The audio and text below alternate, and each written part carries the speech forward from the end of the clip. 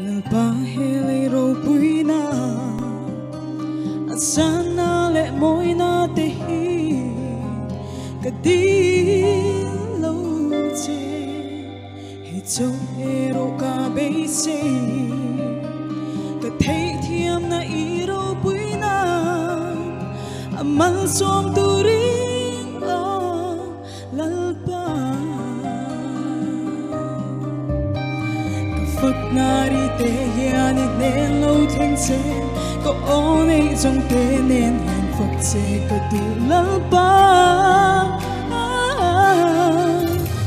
niềm đi lên lom đi cái tuấn trang đi hiền im lên lên môi mũ treo cả du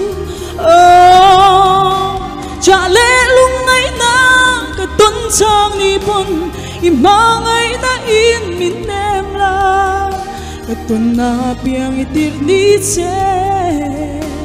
ka eng kim ma ka eng kim lâu ni ang che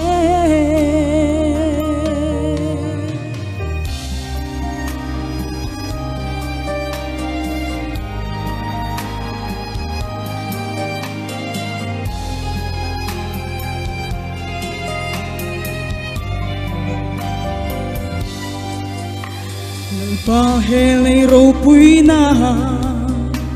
ro sum le pai thil lu jong te ka phu lo ve hero ka be sei chi thi na ko rom ka dai hun chuan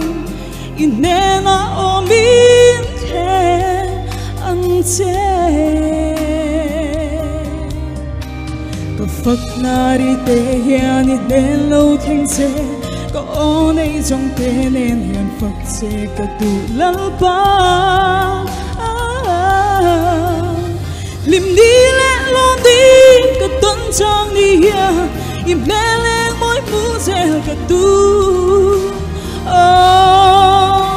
trả lẽ lúc ấy ta cả tuấn trang đi bồn im mang ấy ta in min em la tuần na biang itir ni se ka eng kim ma ka eng ki lâu ni ang che ka eng kim ma ka eng ki